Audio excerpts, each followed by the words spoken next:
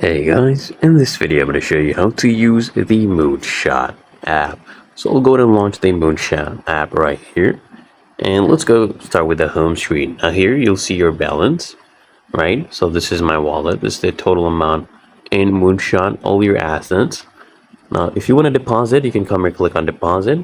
And then you have different deposit methods. You have credit or debit card, crypto. Depending on your country, you'll also have these other options as well: Coinbase, PayPal, bank transfer. Choose whichever one you want to use. So let's say you want to use a credit or debit card. Then you swipe to deposit once you enter the amount. So let's say that much. And then you have to enter your card information. So we'll allow them to take photos for now, right? So now we are on the deposit page. So wait for this to load up. And the other option is clicking on deposit and using crypto. So they give you your address. You copy this to your clipboard and go to your other wallet or exchange site, and then you just go ahead and use this address as the recipient, okay? And use the correct network. Make sure you use the correct network at all times. That's how you deposit. To withdraw, right, come here, click on withdraw.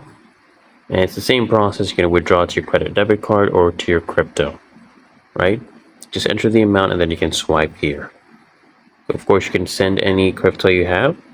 So let's say you had a certain amount of crypto, right? You just go ahead and send that to a specific wallet address. Really that easy and simple. And of course, you can buy any crypto you want from here. Let's say you wanted to buy this, Trump meme coin.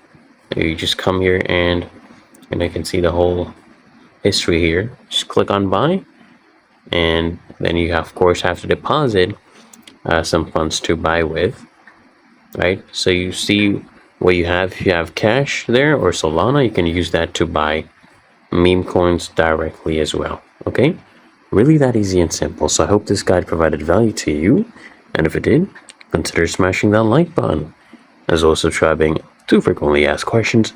And I'll see you guys in the next one.